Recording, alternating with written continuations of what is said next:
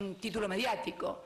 En la República Argentina, a diferencia de lo que sucede en Colombia, en Chile o en Brasil, es el segundo país en dólares después de los Estados Unidos. Después de Estados Unidos, el segundo país en dólares es la República Argentina. El Estado norteamericano estima que entre 1.300 y 1.700 dólares por habitante, frente a Brasil, por ejemplo, que solamente tiene 6 dólares por habitante y es la quinta o sexta economía del mundo. O sea, no hay ningún cepo cambiario, por otra parte. Simplemente el mercado único de cambios tiene aproximadamente 120 rubros para adquirir dólares. El problema que hemos tenido es que durante la última elección en la que yo resulté electa, que fue también doble vuelta, saben que instalamos el sistema de internas abiertas, obligatorias y simultáneas para todos los partidos políticos, como es aquí en Estados Unidos, tuvieron lugar en agosto. Entre agosto, septiembre y octubre, producto de fuertes rumores, intencionados por cierto, difundidos por medios que decían que luego de mi elección en octubre íbamos a devaluar, se evaporaron del Banco Central, compraron del Banco Central los argentinos 4.768 millones de dólares para atesoramiento, es decir, para ahorro en dólares, cosa que no sucede ni en Chile, ni en Colombia, ni en Brasil.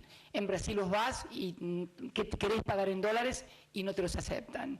En Brasil el precio de las casas es en reales y cuando vas a Brasil tenés que ir con reales para poder gastar. Lo mismo pasa en Chile y lo mismo pasa en Colombia.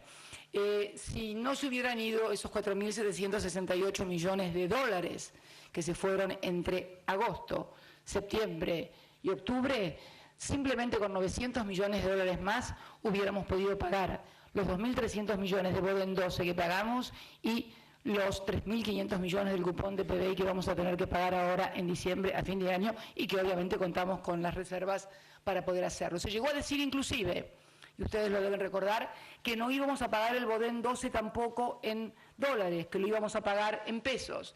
También se decía que ni siquiera íbamos a pagar el Boden 12.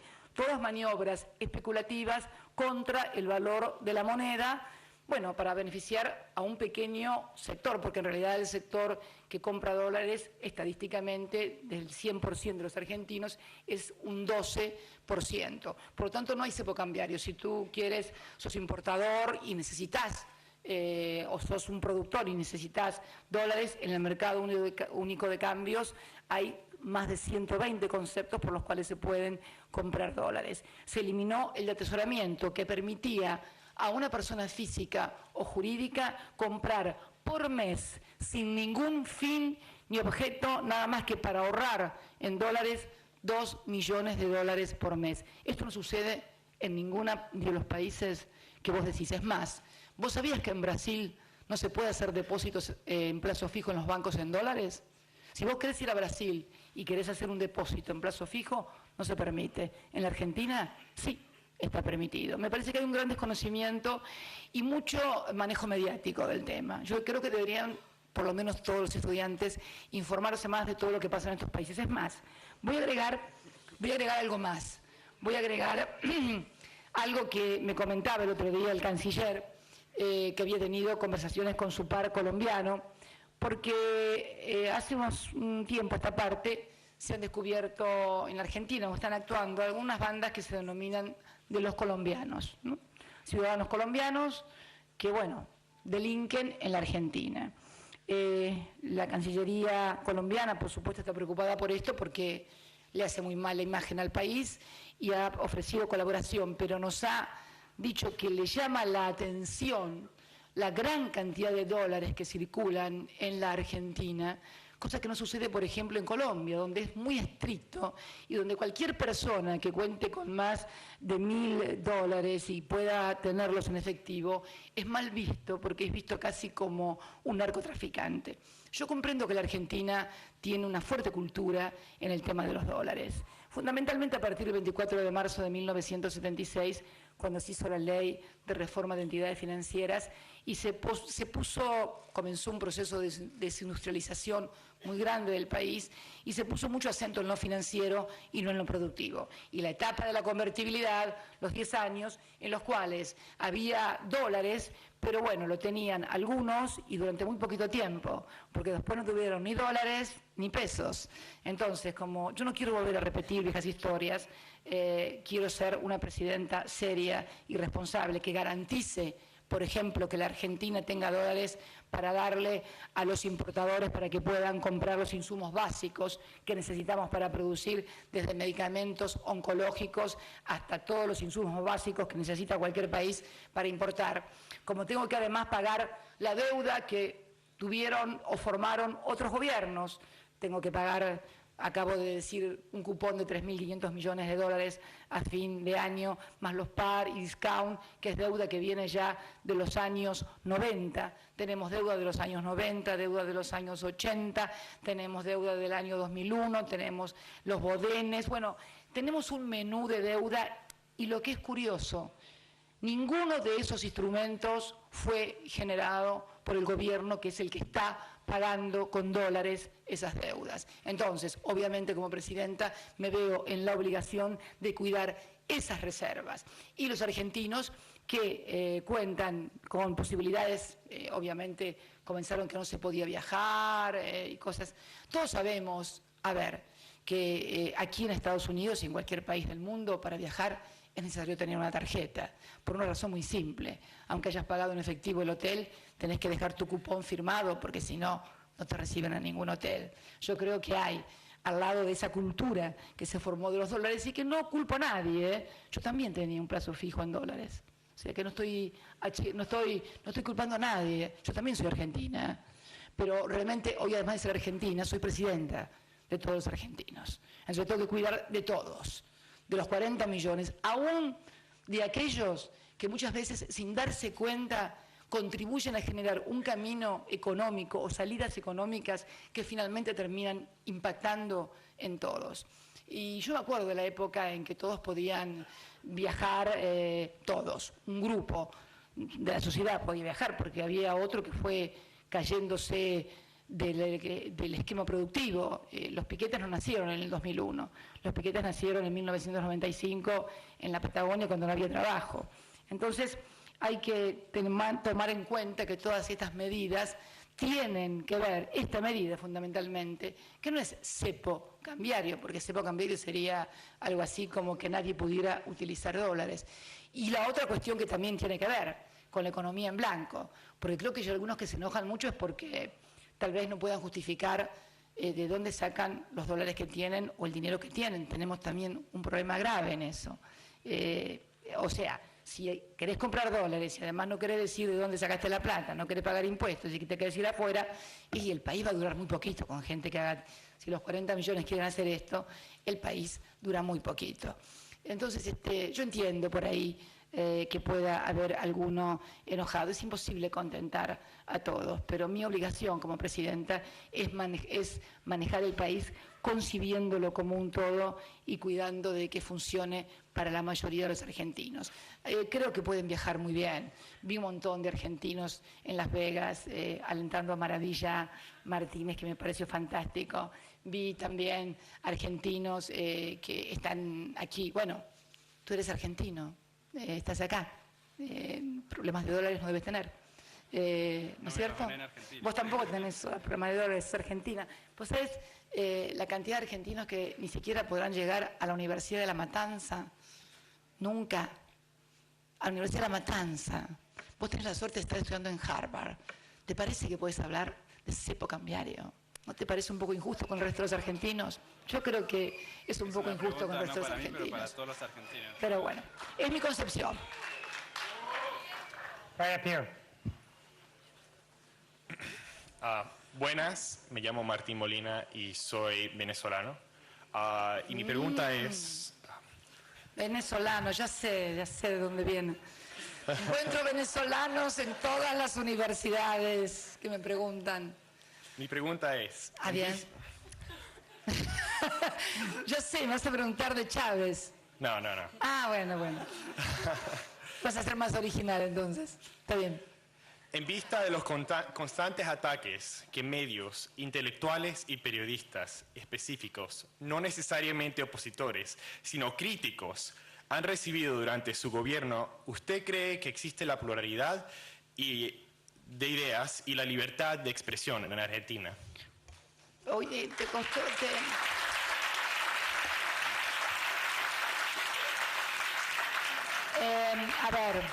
A ver, yo creo que nunca hubo tan como ahora libertad de expresión en la Argentina.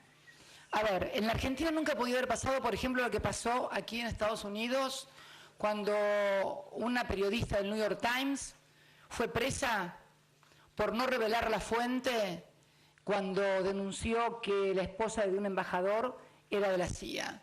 Se la llevaron presa por no revelar la fuente, periodista del New York Times.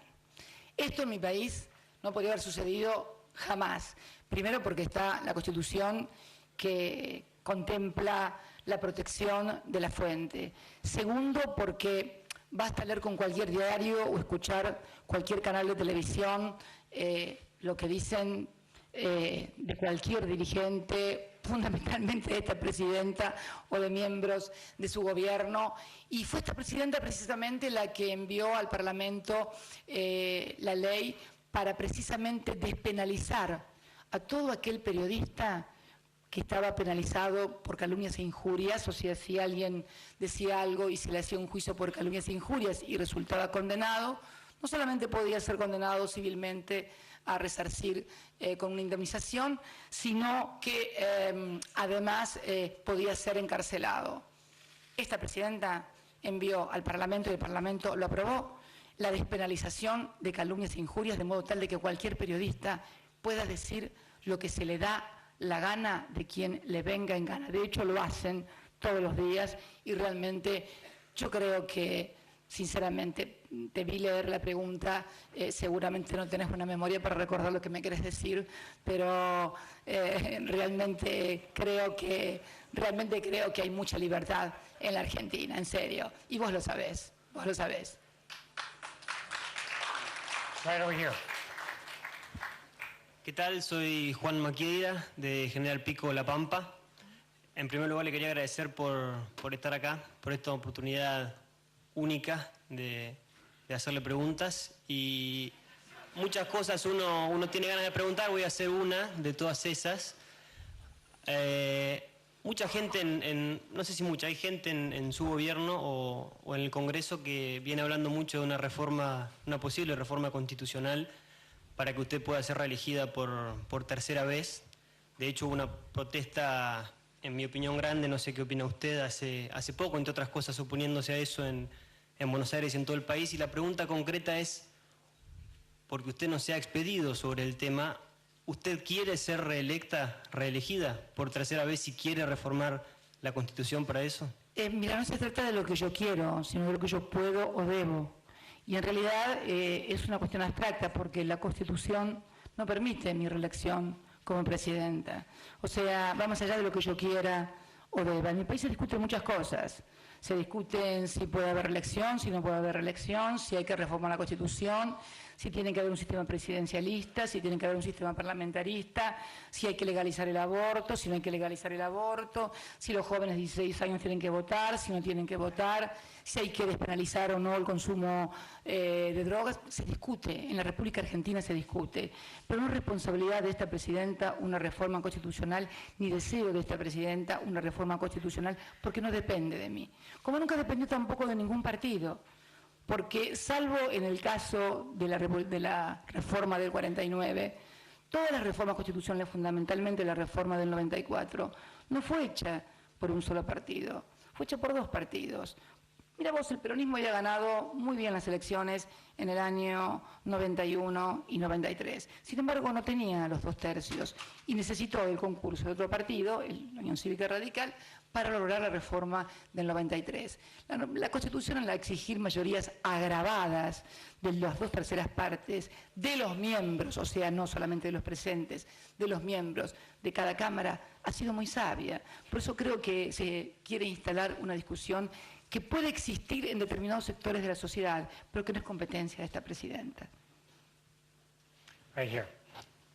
Muchas gracias. Mi nombre es Manuel, soy de El Salvador. Y como un latinoamericano estudiando en Harvard, quizás algunos opinen que no tengo derecho a hablar, pero siento que tengo la obligación de preguntar.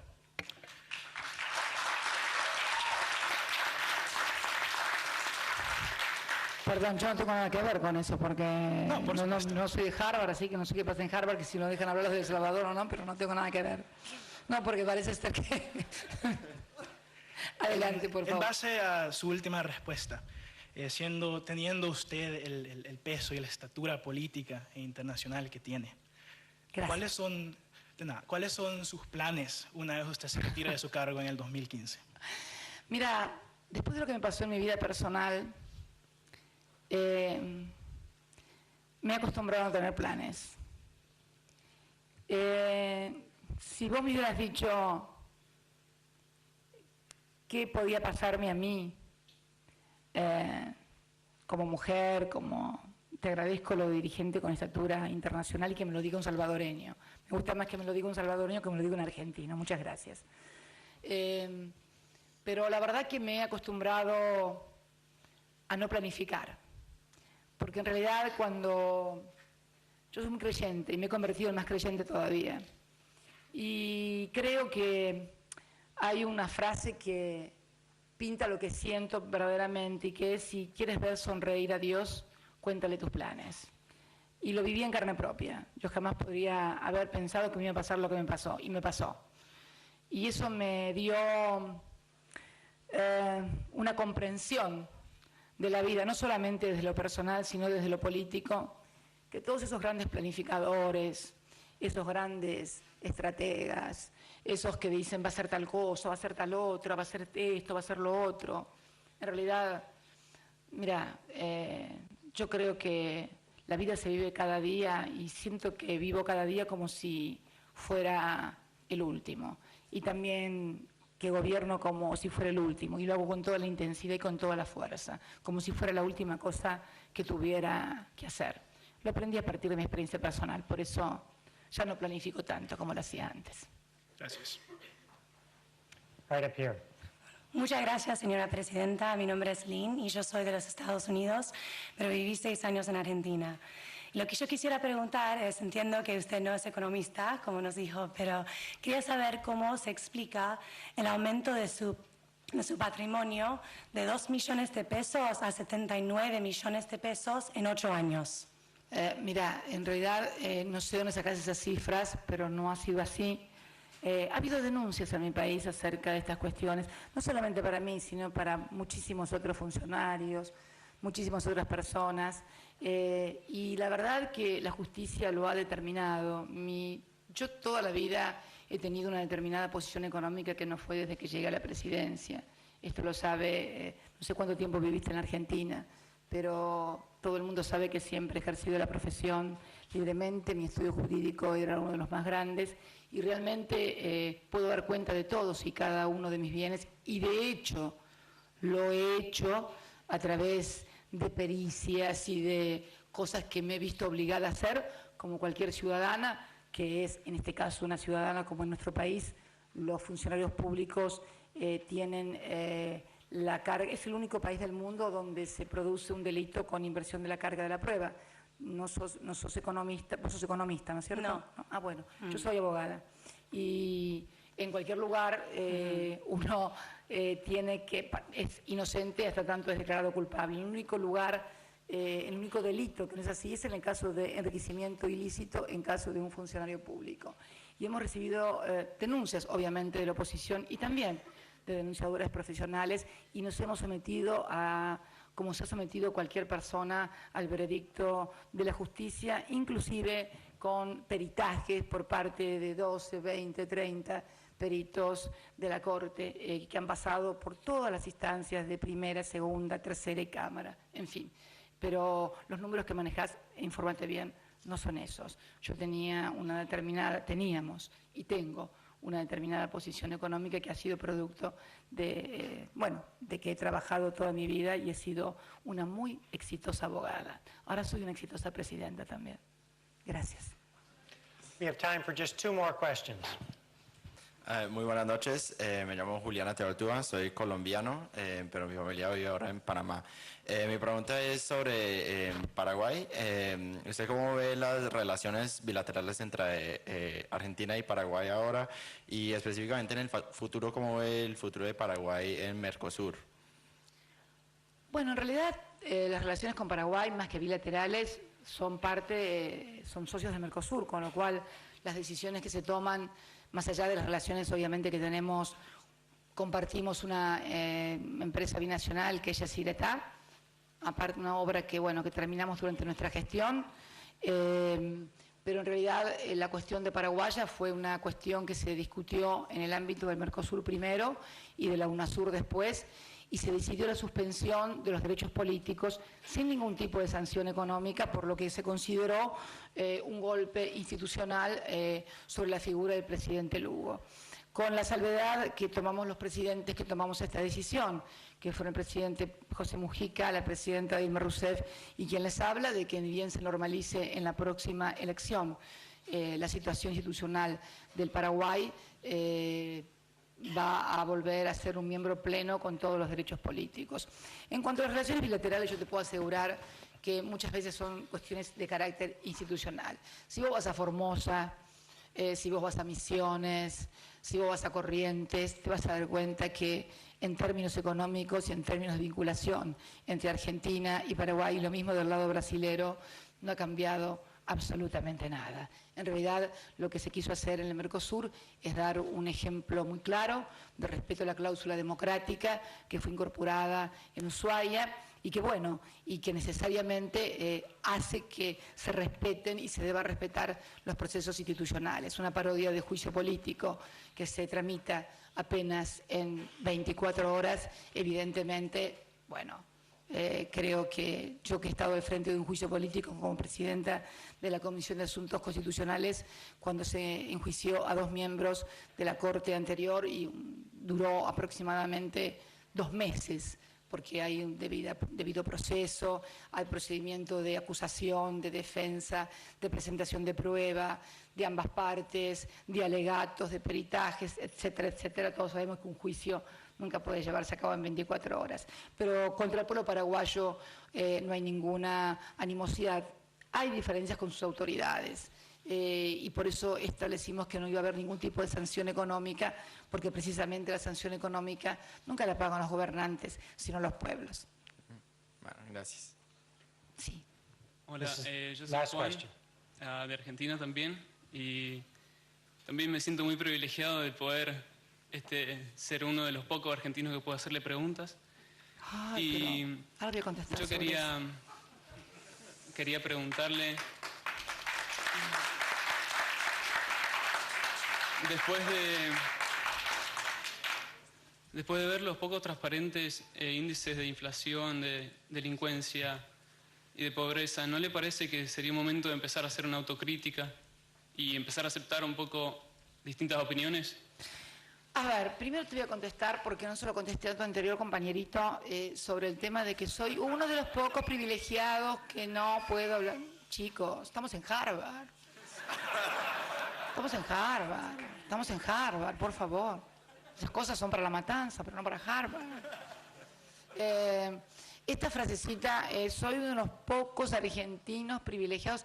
Mira, será porque están acá en Harvard y no se enteran. Yo hablo con millones de argentinos. Pero hablo con millones de argentinos en los 20.000 actos a los que voy, hablo con periodistas en Formosa, en Córdoba, en donde me encuentran. En realidad creo que, yo no sé dónde han sacado esto de que no hablo. Habla mucha gente conmigo. ¿A vos te parece que si la gente no hablara conmigo, yo hubiera sacado el 54% de los votos? ¿Hubieran votado una muda o una que nunca hablaron ni hablaron con ella? ¿No les parece? Son chicos inteligentes, tienen un nivel académico. Yo creo que no pueden repetir monocordemente lo que escriben 2 o 3 periodistas que además... A ver, vamos a empezar a hablar un poquito en serio de lo que está pasando en la Argentina en materia de medios de comunicación, que han dejado de ser medios de comunicación para convertirse en medios de oposición. Si quieren hablar de periodismo, vamos a hablar en serio, de periodismo y de medios de comunicación, y de regulación en materia de medios de comunicación. Ustedes viven en Estados Unidos, un país donde hay una fuerte regulación en materia mediática. Por ejemplo, en Estados Unidos nadie que sea propietario de un medio escrito, el dueño del New York Times o el dueño del Washington Post, puede ser titular, por ejemplo, de licencias de televisión o de audio, mucho menos ser el único dueño de la única fábrica de papel de diario. Y además hay un determinado número de licencias que pueden tener en materia de radios, en materia de televisión o en materia de comunicación. Hace 3 años exactamente, y esto creo que la Escuela de Leyes y la Escuela de Gobierno es algo muy importante, yo les pido ahora a todos ustedes, levanten la mano los que saben si se ha sancionado o no una nueva ley de medios en la República Argentina. ¿Alguien? Los que saben si se sancionó una nueva ley de medios. No, pero quiero que levanten un poquito más alto la mano para que pueda verlo, son los que saben. Bueno, saben muy poquitos, evidente. Yo te voy a pedir. ¿Vos sabés?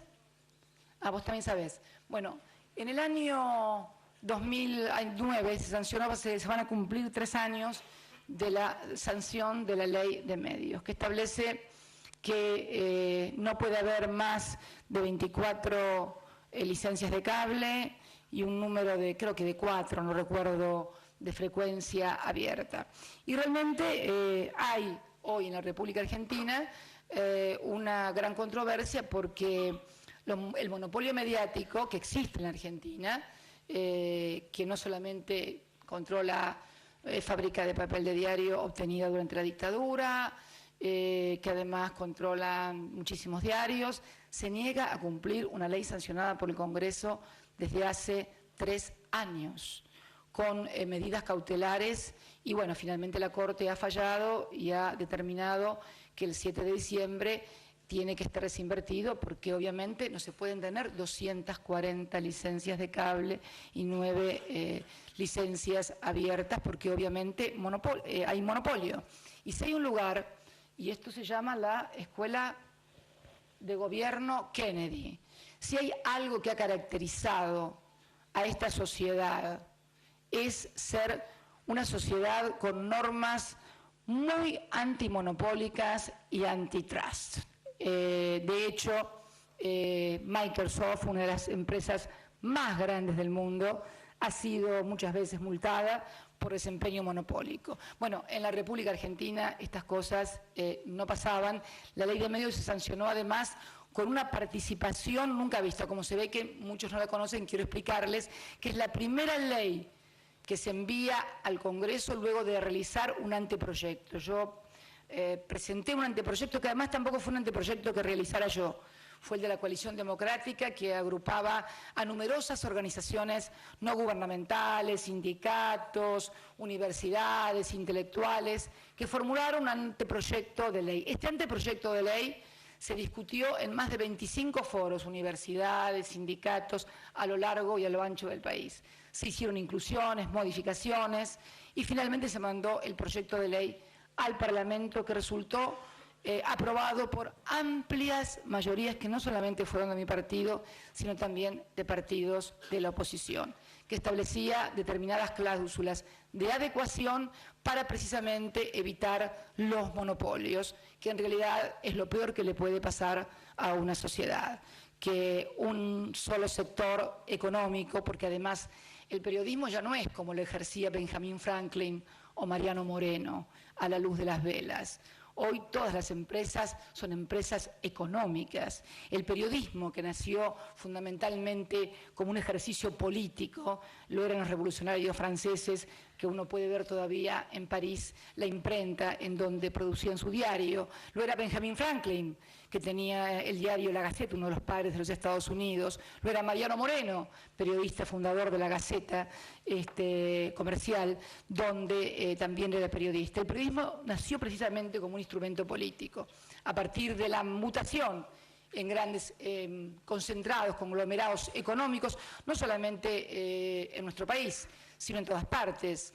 Ustedes habrán escuchado del escándalo de Murdoch en Londres, en Inglaterra. Hay hoy en nuestros días, hablando de libertad y de periodismo, no sé si lo sabrán, pero hay varios periodistas procesados por la justicia argentina junto a ex agentes de inteligencia, junto a ex jefes de la CIDE, junto a generales de la Nación, que hackeaban, como lo pasaba en Murdoch, en que interceptaban mails y comunicaciones telefónicas y utilizaban esto para presionar o para vender información. Hay unas 7, 9, 8, 10 personas, entre ellas conocidos y connotados periodistas. Es curioso que no haya llegado una información de esta naturaleza a una universidad tan importante como Harvard, pero lo quiero comentar porque esto ha pasado y creo que debemos tener la sensatez, como mirabas para abajo pensé que te pasaba, habías perdido algo. Quería decirte realmente que el problema que hoy radica es esto, o sea, no hay una libertad absoluta, tan libertad hay que hay un monopolio que no acepta la ley y no reconoce la autoridad, por ejemplo, de aplicación que votó el Congreso y que ha reconocido hasta la propia Corte Suprema de Justicia de la Nación. Por eso quería, para los que no conocían la existencia de esta regulación en la Argentina, que en realidad todavía estamos muy atrasados respecto de lo que es Estados Unidos en materia de libertad de expresión, porque la libertad de expresión la puedes ejercer en la medida en que puedas tener lugares en donde expresarte y que no todos los lugares pertenezcan a un solo medio. También uno lo puede ver cuando aquí ve cómo toman partido determinadas cadenas mediáticas, en fin, por tal o cual candidato o por tal o cual política de gobierno, lo cual no está mal. Yo no creo en la objetividad del periodismo. Creo que el periodismo debe tener opinión, creo que cada uno de nosotros mire el mundo desde un lado, desde una ideología, desde determinados intereses, pero no sos uno de los pocos argentinos. Tal vez porque vivís acá en Harvard, obviamente, vas a hablar poco conmigo porque yo en Harvard no vengo, pero te puedo asegurar que hay millones de argentinos que hablan con esta presidenta constantemente. Sería tonto pensar otra cosa. Hablo con periodistas, hablo con sindicalistas. Lo que pasa es que me parece que el periodismo se ha convertido en la Argentina en algo muy autorreferencial. A mí me llama la atención venir a una universidad y estar hablando no vine a la escuela de periodismo, vine a la escuela de gobierno y yo soy presidenta. Y la verdad que me llama la atención poderosamente que todo gire en torno a si hablo o no con tal o cual periodista, o si hablo con tal o cual. Realmente me parece, si se me permite, poco académico. Esperaba realmente algún otro tipo de análisis o algún otro tipo de preguntas que tuvieran que ver más con el gobierno y con la escuela de gobierno, que creo que es el tema que les ocupa a todos ustedes, o por lo menos están con sus dólares gastándolos, que deben ser bastantes, porque me dijeron que es un poco cara Harvard también. Aquí, así que bueno, nada, quédate tranquilo que hablo con un montón de gente. ¿Qué es lo que querías saber? ¿Me puedes repetir la pregunta? No, creo que... ¿No te acordás? No, quería saber si podía empezar a ver más una autocrítica y poder permitir un poco más este tipo de conferencia donde puede expresarse un poco más claramente, con preguntas. A ver, mirá.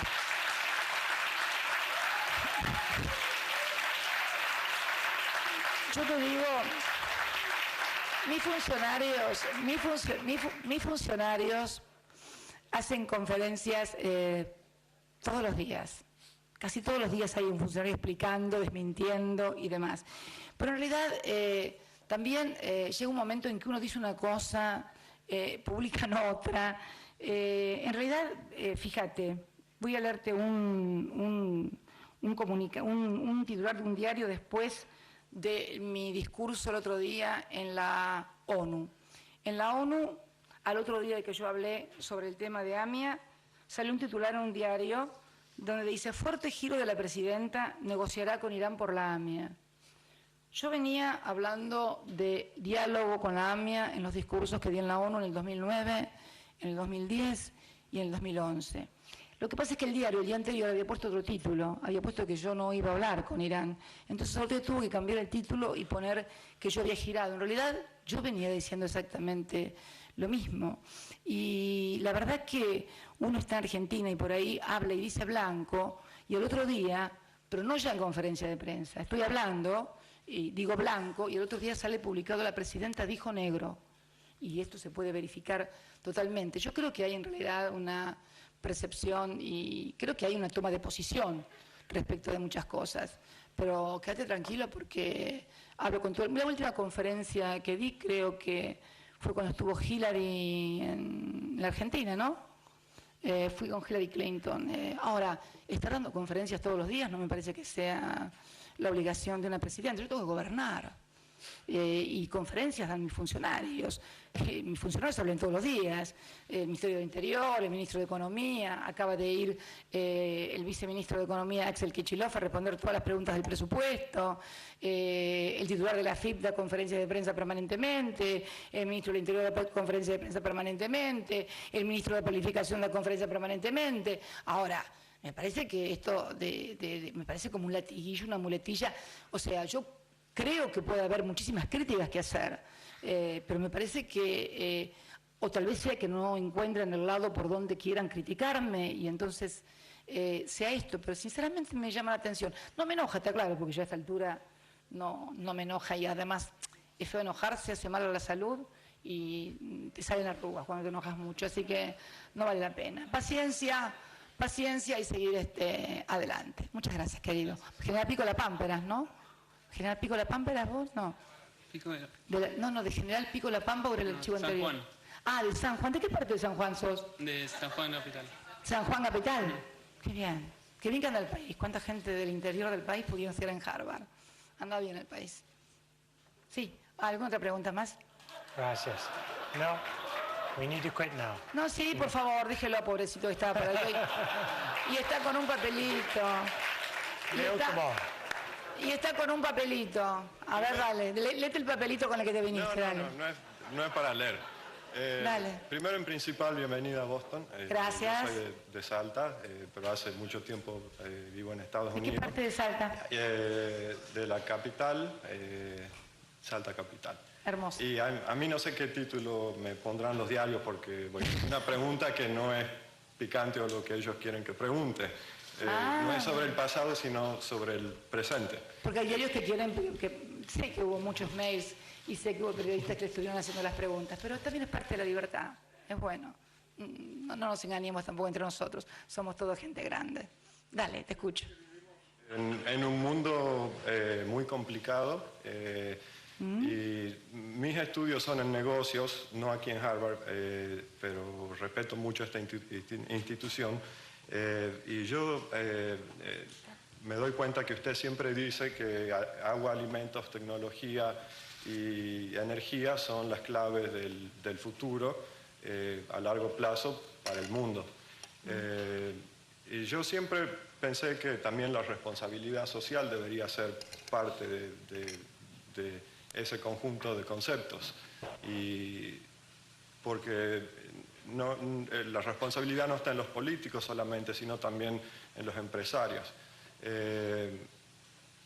Siendo parte del G20 y teniendo conversaciones con otros dirigentes, ¿cuál es la posición de usted sobre la importancia de la responsabilidad social hacia el futuro a largo plazo, no de la economía argentina, sino la política en general en el mundo?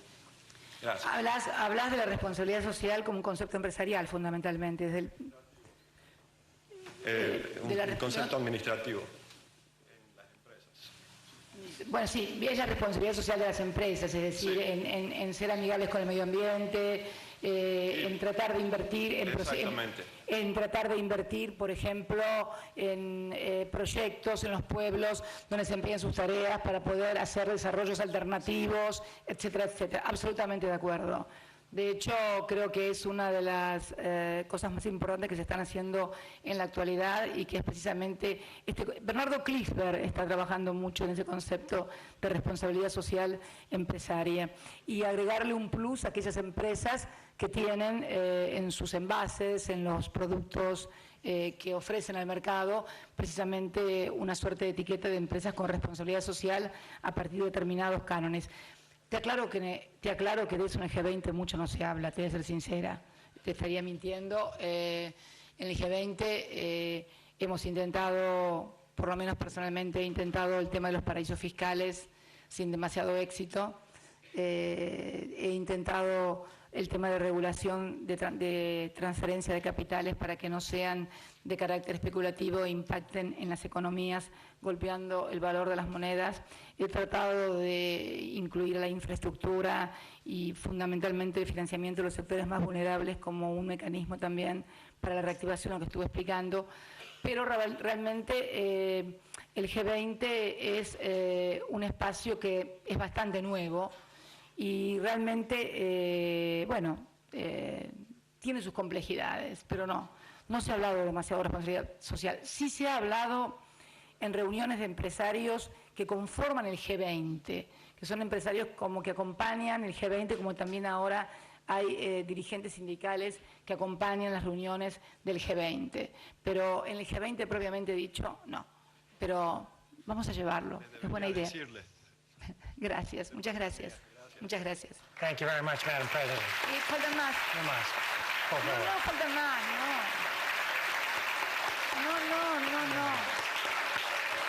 ¿Minuto, no? A ver. Last question. Aquí toca. A ver, el último. No sé. A ver. ¿Dónde? A ver. Aquí. Ok. Aprovecho la generosidad para hacerle una pregunta nada más. Hace poco el Instituto Nacional de Estadística en Argentina hizo alguna declaración en relación a que en un día un argentino podría comer con 6 pesos.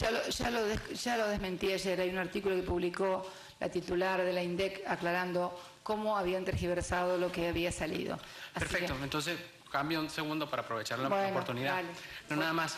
Habiendo discutido un poco todo sobre el de los derechos humanos y lo que nos comentó ahorita, yo me pregunto y cito un poco sus declaraciones, ¿por qué un ciudadano argentino tiene que tenerle un poquito de miedo a la presidenta? No, ¿ves? Esa es otra tergiversación, ese es otro tema que tergiversaron. ¿Qué es lo que dije? Exactamente, y someto a grabación, que traigan la grabación y la pongan acá. Al contrario, yo dije que los que me tenían que tener un poquito de miedo eran mis funcionarios. ¿Qué hizo Clarín? Editó la frase y puso que la que tenían que tenerle miedo a Dios y a mí. Yo dije que mis funcionarios tenían que tenerme un poquito de miedo a mí, porque hasta ahí estaba haciendo crítica, precisamente, mira vos, hoy que me pedían la autocrítica, estaba haciendo crítica de algunas gestiones o de algunas decisiones que no me parecían adecuadas y que hubieran sido mejores otras. No me referí a los ciudadanos. Además, realmente sería muy tonta si hubiera dicho eso respecto a los ciudadanos. Ni siquiera sería mala, sería tonta. Y yo la verdad que no creo que vos creas que yo sea tonta, ni mucho menos. Me referí específicamente a mis funcionarios cuando dije eso. Te invito a que veas el completo. Te voy a mandar el video completo para que lo veas. Bien. Ellos también son ciudadanos. Gracias. Muchas gracias.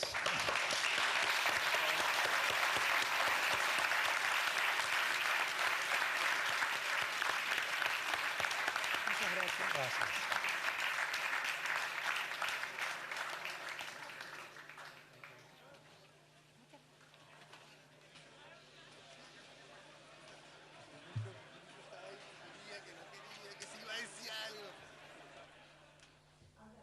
Ha sido la palabra de la Presidenta de la Nación, Cristina Fernández de Kirchner, en directo desde Boston, en los Estados Unidos, donde luego de realizar una exposición, tuvo un diálogo con los alumnos de la Universidad de Harvard. Está previsto, ha sido la última actividad